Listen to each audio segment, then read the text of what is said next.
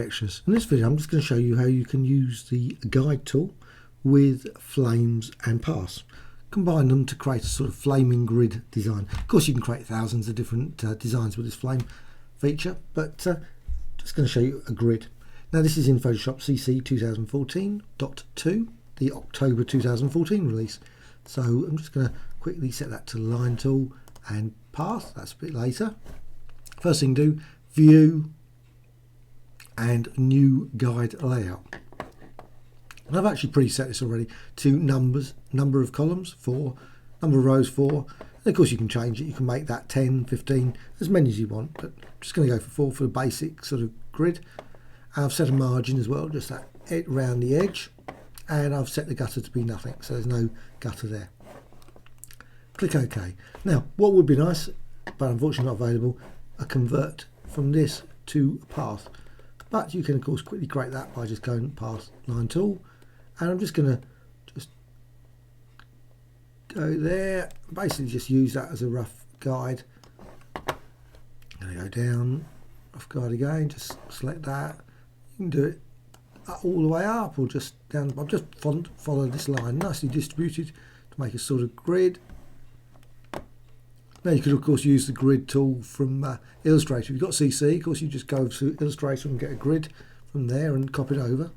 Use that as part. Okay, loosely create that. Create it along there, further along. Of course you can just start there, go all to that point there as well, and there, and just going to go all the way along there. Right. Okay, so I've got my path now.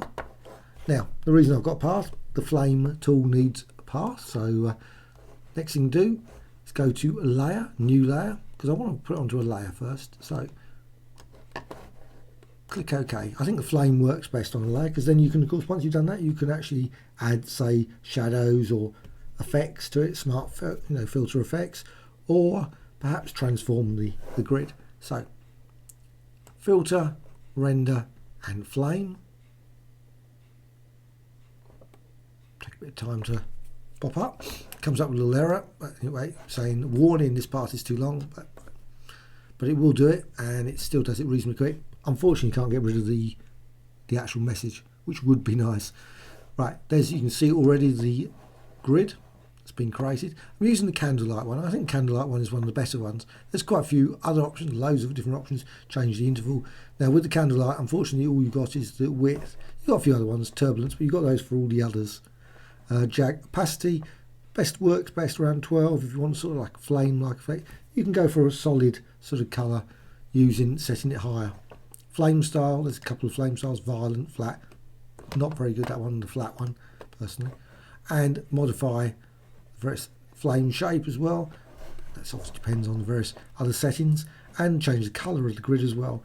Now once you've done that, as you decide that, you can change the width of course, but I'm just going to go with 80. And click OK, and now that adds it to a layer. Right, once you've actually got a layer, just get rid of that because I don't want that anymore. So delete, yes, and I've still got the guides obviously. So, and now I can just resize and do various other things, like say apply styles, duplicate that design, hold the Alt key down and duplicate, or maybe add on top, and maybe add a more shadowy effect. Right, that's a quickly run through of Wayne creates a grid using the flame